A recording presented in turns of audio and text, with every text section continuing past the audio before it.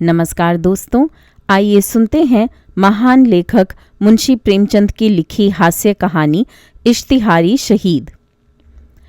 मेरी सादगी, मेरी सच्चाई, मेरा भोलापन मेरे लिए जी का जंजाल हो गया।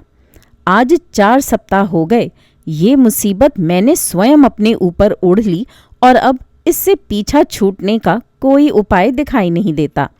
जब से मैं पेंशन लेकर रसूलाबाद आया, किताबें पढ़ने और ईश्वर का नाम लेने में समय बीतता था। शाम को कस्बे के रईस इकट्ठा होते और हंसी मजाक में 2 घड़ी बिताते। मुंशी राम खिलावन पोस्टमास्टर से अच्छी पहचान हो गई थी।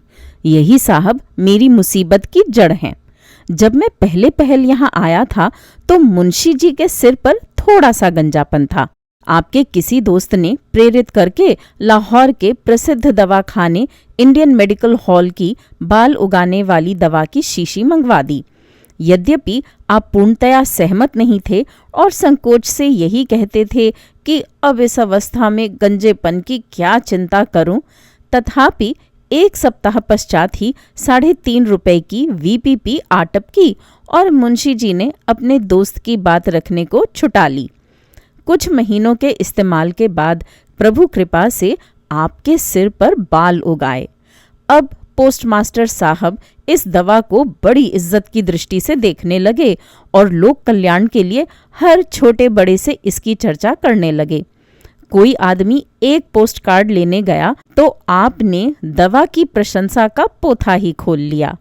अब वह बेचारा दुहाई दे रहा है कि आज तक मेरे खानदान में कोई गंजा नहीं हुआ और मुझे इस दवा की कभी आवश्यकता नहीं पड़ेगी, लेकिन आप आग्रह कर रहे हैं कि भाई सुन तो लो। न पैसे लौटाते हैं न पोस्ट कार्ड ही देते हैं। खैर, ये तो आए दिन की बातें हैं। अब मेरा किस्सा सुनिए। एक दिन आप मुझसे कहने लगे कि न्याय की मांग है कि इस दवाखाने को एक सर्टिफिकेट दिया जाए। क्योंकि मेरा अनुभव व्यापक था और मैंने लंबे समय तक तहसीलदार के पद पर अत्यंत कुशलता के साथ कार्य किया था, इसलिए वे इस सर्टिफिकेट को प्रमाणित कराने के लिए मेरे पास आए। मैंने भी इसे एक महत्वहीन बात समझकर पूरा घटनाक्रम लिखकर उसके अंत में अपने हस्ताक्षर कर दिए। बस मानो उसी दिन से एक नई बला मेरे सिर पर आन गिरी।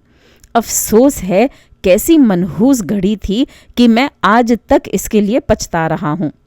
सर्टिफिकेट पहुँचते ही दवाखाने ने उसे लाहौर के सभी 2-2 पैसे वाले अखबारों में मोटे मोटे अक्षरों में छपवा दिया और जुल्म ये किया कि उसके साथ साथ मेरा पता भी दे दिया। बस साहब, मैं भी उसी दिन से इश्तिहारबाजी को मानने लगा। कारखाने के मैनेजर साहब का धन्यवाद का एक लंबा पत्र आया जिसमें उन्होंने मुझसे ये पूछा था कि मैं उनकी अन्य अनुभूत दवाइयों के सर्टिफिकेट देने के लिए क्या लूँगा। उनकी तैयार की हुई एक हाजमे की गोली थी। आपने मुझे एक धनराशि भेंट करने का आश्वासन दिया यदि मैं ये लिख कर दे दूं कि मेरे दोस्त का बिल्कुल सड़ा हुआ पेट इससे ठीक हो गया। यदि मैं ये लिख दूं कि उनका मोम का तेल गठिया की रामबाण औषधि है तो वे मेरे साथ हर प्रकार का व्यवहार करने को तत्पर थे। जिस प्रकार मैनेजर साहब ने लिखा था उससे ऐसा लगता था कि यदि मैं ये लिख दूं कि उनका मंजन प्रयोग करने से एक बुढ़िया के 18 वर्ष से गिरे हुए दांत पुनः निकल आए हैं तो वे मुझे अपने कारखाने का साझीदार ही बना लेंगे। वे इसे मेरा कर्तव्य समझते हैं कि मैं उनके केश रंजन की 1 दर्जन शीशियां अपने आत्मीय मित्रों को प्रयोग कराकर उन्हें इसके लाभ की सूचना दूं। लेकिन मुझे इन सब सेवाओं से क्षमा मांगनी पड़ी। केवल यही नहीं, दूसरे दवा विक्रेताओं ने भी मुझ पर कृपा की। मोहम्मद अफजल एंड सन ने बाल उगाने के पाउडर की 6 पुड़ियाँ मेरे पास इसलिए भेजी कि यदि मेरे कुछ और दोस्त गंजे हों तो वे इस दवा का प्रयोग करके देखें। 2 सप्ताह में ही उनके बाल उगाएंगे। स्वदेशी केमिकल वर्क्स ने रजिस्टर्ड ट्रेडमार्क वाली गोलियां पेड पार्सल के द्वारा भेजी और बहुत अनुरोध किया कि मैं उनका प्रयोग करूं। भगवान न करे यदि पोस्ट मास्टर साहब के बाल फिर कभी गिर जाएं तो इसके प्रयोग से बिना बरसात की प्रतीक्षा किए बाल पुनः उगाएंगे और फिर कभी नहीं गिरेंगे। इस दावे के प्रमाण स्वरूप 100 रुपए का वांछित पुरस्कार भी लिफाफे में साथ ही भेजा गया था और इसके अतिरिक्त और बहुत से छपे हुए सर्टिफिकेट भी साथ में थे। एक रेलवे पार्सल में बहुत से इश्तिहार और दीवारों पर चिपकाए जाने वाले 600 पोस्टर अलग से आए। इन सब बातों से पता चला कि श्रीमान जी ने मुझे अपना ऑनररी एजेंट समझ लिया है। ज़रा ये उदारता तो देखिए, आपने मेरे माध्यम से जाने वाले ऑर्डर पर उचित कमीशन का भी वादा कर लिया। 50 वर्ष से बालों के संबंध में हर प्रकार का कार्य करने वाली बालजिया कंपनी ने भी अपने तेल की 1 दर्जन नमूने की शीशियां भेजीं, जिनसे मेरे दोस्तों के बाल थोड़े समय में ही निकल आएं। वैदिक प्रचारक कंपनी जालंधर के एजेंट स्वयं कष्ट उठाकर मुझसे मिलने आए और अपनी दवा की 6 डिब्बियां दे गए कि मेरे दोस्तों तथा परिचितों में जो गंजे शेष रह गए हों उन पर इस दवा का प्रयोग कर देखा जाए। मतलब ये कि मैं इन कृपाओं से इतना परेशान हुआ कि मैंने लाहौर के दैनिक अखबारों में छपवा दिया कि अब मेरे कोई दोस्त गंजे शेष नहीं रहे और इसलिए अब कोई साहब अपनी मूल्यवान दवाइयाँ मेरे पास परीक्षा के लिए भेजने का कष्ट न करें। लेकिन इस पर भी मुझे छुटकारा न मिला। वास्तव में जितने प्रकार के पत्र मेरे पास आए, यदि मैं उन सब की नकल करूं तो एक भारी भरकम किताब तैयार हो जाए। मैं विश्वास के साथ कह सकता हूं कि जिस दिन से पोस्टमास्टर साहब के गंजेपन के अनुभव अखबारों में प्रकाशित हुए, तब से इस कस्बे की डाक चौगुनी हो गई है। कन्याकुमारी से लेकर हिमालय तक का कोई भी गंजा न बचा होगा जिसने पोस्टमास्टर साहब के गंजेपन और स्वदेशी मेडिकल हाल की दवा के संबंध में मुझे कम से कम 2 पत्र न लिखे हों। उन हजारों पत्रों से मुझे गंजों का ऐसा अनुभव हुआ है कि यदि किसी समय गंजों पर कमीशन बैठा तो मुझे विश्वास है कि वह मेरी ही अध्यक्षता में बनेगा। एक सज्जन ने बहुत प्रेम प्रदर्शन के पश्चात जिज्ञासा की कि क्या पोस्टमास्टर साहब जन्मजात गंजे थे। दूसरे सज्जन जानना चाहते थे कि क्या उनका गंजापन वंश परंपरा से चला आता था और यदि ऐसा था तो वह उन्हें दादा या नाना किसकी ओर से उत्तराधिकार में मिला, और ये कि उनके खानदान की महिलाओं में तो गंजापन नहीं होता। एक अंग्रेज डॉक्टर कलकत्ता में बालों के संबंध में प्रयोग कर रहे थे। उन्होंने अंग्रेजी में एक चिट्ठी लिख भेजी जिसमें सिर का एक नक्शा भी बना हुआ था। पोस्टमास्टर साहब के जो बाल गिर गए थे उस नक्शे में उन्हें पूरे करने का निवेदन था। गंजेपन के स्थान के किनारे पर कितने बाल छोटे होकर रह गए थे, प्रतिदिन कितने बाल गिरा करते थे और कितने बाल बीच से टूटे थे। ये डॉक्टर साहब बालों के संबंध में एक पुस्तिका लिख रहे थे। उसके लिए उन्हें इस प्रकार की जानकारियों की अत्यधिक आवश्यकता थी। यदि मैं उनके उत्तर लिखने का प्रयास करता तो अवश्यंभावी था कि मेरे परिजनों को उपचार हेतु मुझे आगरा के लिए चलता करना पड़ता। जिला झांसी से एक सज्जन ने पूछा कि क्या ये वही मुंशी रामखिलावन हैं जो उनके कस्बे में सन 1899 में पार्सल बाबू थे। उनके भी गंजापन था, और यदि ये वही सज्जन हो तो अभी तक उनके जिम्मे बकाया 15 दिन का मकान का किराया, जो कि 1.25 रुपये के हिसाब से 10 आने होता है, वसूल करके डाक द्वारा या दस्ती भेज दूं। बनारस से एक सज्जन ने पूछा कि इन मुंशी जी के नाखून भी थे या नहीं, यदि नहीं थे तो बालों के साथ साथ नाखून भी निकले या नहीं।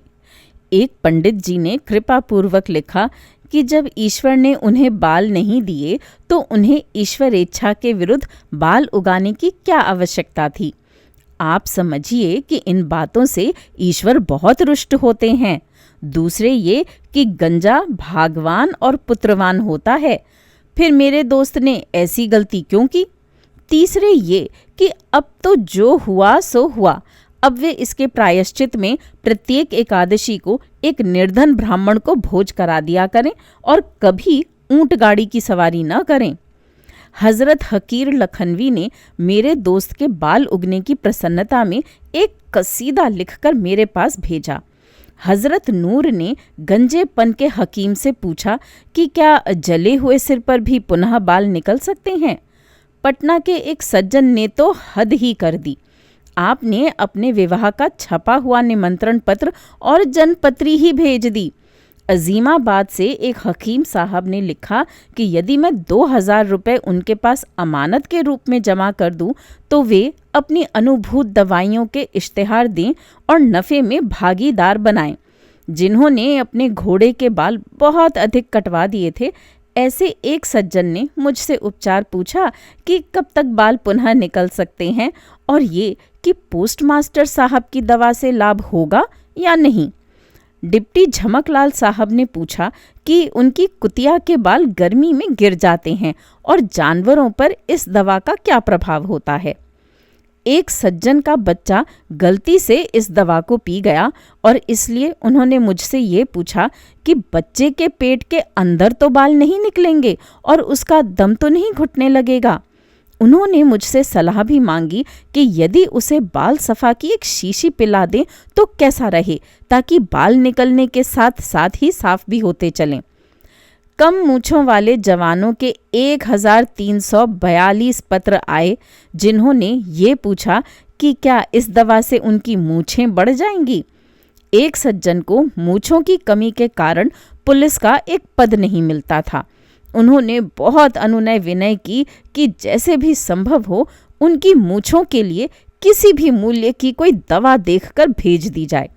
कई हजार नौजवानों ने पूछा कि क्या इस दवा के प्रयोग से उनकी पत्नियों के बाल कमर तक पहुंच सकते हैं। दूर दूर के स्थानों से हजारों आदमी मुझसे मिलने और मेरी राय मांगने आए। सच पूछिए तो उन सभी ने मेरी बोलती बंद कर दी। खाना पीना, उठना बैठना, मेल जोल, स्नान ध्यान सब हराम हो गया। मतलब ये है कि जिस समय देखिए कोई न कोई सज्जन आए डटे बैठे हैं। जहाँ कहीं बाहर जाता वहाँ भी ये बला मेरे साथ साथ ही रहती। एक बार की बात है कि मैं एक आत्मीय के विवाह में एक दूसरे शहर में गया। वहाँ भी सारे शहर के गंजे मेरे दर्शनों को आए। एक सज्जन ने तार देकर मुझसे पूछा कि क्या मुंशी राम खिलावन साहब दवा का प्रयोग करने से पहले सुबह शाम दोनों समय अपना सिर पानी से धोया करते थे, और ये कि वे दवा की मालिश किसी नौकर से कराते थे या स्वयं करते थे। एक दिन मैं हजामत बनवा रहा था। मेरी नाक पकड़े हुए नाई उस तरह साफ कर रहा था कि एक सज्जन दौड़ते हुए आए।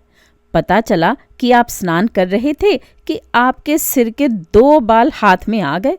बस फिर क्या था, उस समय से ही खाना पीना सब हराम है और इस होने वाले गंजेपन के भय से दुखी हैं और मुझसे उपचार पूछने के लिए लगभग 200 मील से आ उपस्थित हुए और मुझे हकीम का विरुद्ध दे दिया। एक बार मुझे सूचना मिली कि किसी समय मुझ पर बहुत कृपालु रहे जौनपुर के कमिश्नर मिस्टर एडम्स साहब बहादुर शाम की गाड़ी से मेरे कस्बे के स्टेशन से होते हुए जा रहे हैं। मुझे उनकी कृपाएं याद थीं और भैया के संबंध में भी स्मरण कराना था, इसलिए मैं उनसे भेंट करने स्टेशन को गया।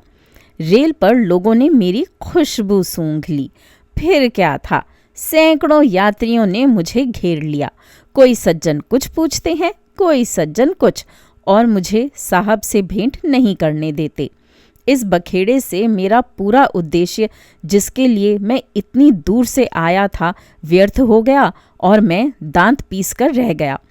हाय, मैंने कैसे बुरे समय में सर्टिफिकेट को प्रमाणित किया था कि ये बला किसी क्षण भी पीछा नहीं छोड़ती। किसी समय मैं घर से बाहर निकला। कोई सज्जन पूछ रहे हैं कि हजरत, बालों के लिए पगड़ी बांधना लाभदायक है या टोपी पहनना, और टोपियों में कौन सी टोपी को वरीयता दी जाए। यदि कोई व्यक्ति तुर्की टोपी पहनने का अभ्यस्त हो और फिर एकदम बिना सूचना के फेल्ट कैप पहनने लगे तो उसके बाल गिरने लगे। यदि मोटे कपड़े की टोपी पहनने वाला महीन कपड़े की टोपी पहनने लगे तो इसमें किसी प्रकार के भय की तो बात नहीं है। एक सज्जन रात को 2 बजे की गाड़ी से जाने वाले थे। स्टेशन जाते समय मेरे मकान से गुजरे। मुझे जगाया, मैं बाहर आया। दुआ सलाम के बाद आपने पूछा कि रेल की यात्रा में रात के समय टोपी पहने रहें या उतार कर रख दें। इसके पश्चात कहा कि मैं उनकी टोपी को तोलकर देख लूं कि वह उनके दिमाग के लिए भारी तो नहीं है, क्योंकि आपको स्मरण होता है कि कभी किसी अखबार में आपने टोपी के वजन और स्मरण शक्ति के संबंध में कुछ पढ़ा या सुना था। आपने ये भी कहा कि मेरी टोपी में ऊपर की ओर छेद नहीं है और अब नए प्रकार की टोपियां आई हैं जिनमें छेद होते हैं। इसलिए मैं भी अपनी टोपी में छेद कर लूं या लखनऊ के प्रसिद्ध टोपी वाले मियां नजफुद्दीन से छेद करा लूं। मैं आश्चर्यचकित था कि क्या उत्तर दूं। अंततः राम राम करके घड़ी देखकर आपने कहा कि अब गाड़ी का समय निकट है, मैं फिर कभी कष्ट दूंगा। मैंने इत्मीनान की सांस ली कि जान बची लाखों पाए। किस्सा ये है कि अब मेरी जान पर आ बनी है। अफसोस मेरी जान का बीमा नहीं हुआ है, अन्यथा मैं आत्महत्या कर लेता। अब तो जान देने में पेंशन की चिंता होती है। मैंने 34.5 साल बहुत सख्त अधिकारियों की देखरेख में काम किया है, बहुत से मोर्चे जीत चुका हूँ, लेकिन ये बला सिर से किसी प्रकार भी टाले नहीं टलती। मेरी भलमनसाहत मेरे गले पड़ी और अब मेरी जान संकट में है। ये मुसीबत अब बिल्कुल असहनीय है। मैंने नौकरों को बार बार समझाकर कहा और बर्खास्त कर देने की भी धमकी दी कि प्रत्येक व्यक्ति से पहले काम पूछ ले, तभी मुझको उसकी सूचना दे, और यदि उसके गंजापन हो या बालों की चर्चा करे तो उसे किसी मूल्य पर भी मकान में न घुसने दे, चाहे वह कितना ही आत्मीय क्यों ना हो। लेकिन उस दिन जब मैं बैठक में आया तो एक सज्जन 1 घंटे से डटे हुए बैठे मिले। आपने बहुत सम्मान के साथ प्रणाम किया। मेरा माथा ठनका, लेकिन मुझे चाहे अनचाहे बैठना पड़ा। अब श्रीमान उठे और सब दरवाजे और खिड़कियां बंद करके धीरे से बोले कि कोई सुनता तो ना होगा। मैं घबराया कि यह व्यक्ति अवश्य ही मेरी हत्या करने आया है। मैं भी अपनी जान से ऊब चला था। फिर भी मैंने ये कहना आवश्यक समझा कि भाई ठहर जाओ, मैं अपने वसीयतनामे पर हस्ताक्षर कर लूं। इसके उत्तर में उसने अपनी टोपी मेरे पैरों में रख दी और मुझसे वादा करा लिया कि मैं उसके किस्से की चर्चा किसी से न करूं। इस शपथ सौगंध के पश्चात उसने अपने सिर से नकली बाल उतार डाले और तब मुझे पता चला कि उसके सिर पर एक भी बाल नहीं था। वह कहने लगा कि इन नकली बालों से उसे बहुत कष्ट होता है, लेकिन नौकरी के कारण ये ढोंग बनाया हुआ है और उपचार के लिए आपकी सलाह लेने आया हूँ। उसने अपनी जेब से एक आतिशी शीशा निकालकर मुझे दिया, 2 रुपए भी भेंट किए और कहा कि इस दूरबीन से मेरा सिर देखकर बताइए कि कहीं ये असाध्य तो नहीं है। मैंने उसको मुंशी राम खिलावन के पास भेजा और इस प्रकार इस अटल बला को अपने सिर से टाला। अब श्रीमान, मुझको अफसोस के अतिरिक्त अपने भाग्य पर रोना आता है। ईश्वर की सौगंध, अब कभी मुझसे ऐसी गलती नहीं होगी। मैं अपनी वसीयत में शर्त लगा जाऊंगा कि मेरे कुनबे में कभी कोई व्यक्ति किसी भी दवा को प्रमाणित न करे, अन्यथा ब्रह्मज्ञानी मित्र इस ईश्वर के बंदे को भी पागल बना देंगे। अब चाहे स्वयं हजरत ईसा मसीह ही क्यों न कहें, लेकिन इस पापी से पुनः इसे प्रमाणित करने की गलती नहीं होगी। जिस मुसीबत में मैं स्वयं अपनी मूर्खता से आ फंसा हूँ, उसे मैं मात्र लोक कल्याण की दृष्टि से सार्वजनिक कर रहा हूँ, ताकि देश के अन्य निर्दोष व्यक्ति इस बला से सुरक्षित रहें। पोस्टमास्टर साहब और दवा विक्रेताओं को मैं इसके अतिरिक्त और क्या कहूँ कि भगवान भला करें। शेष कृपा। दोस्तों, अभी आप सुन रहे थे महान लेखक मुंशी प्रेमचंद की लिखी कहानी इश्तिहारी शहीद। उम्मीद है ये कहानियाँ आपको पसंद आ रही होंगी। मेरे चैनल पर आने के लिए और इन कहानियों को सुनने के लिए धन्यवाद।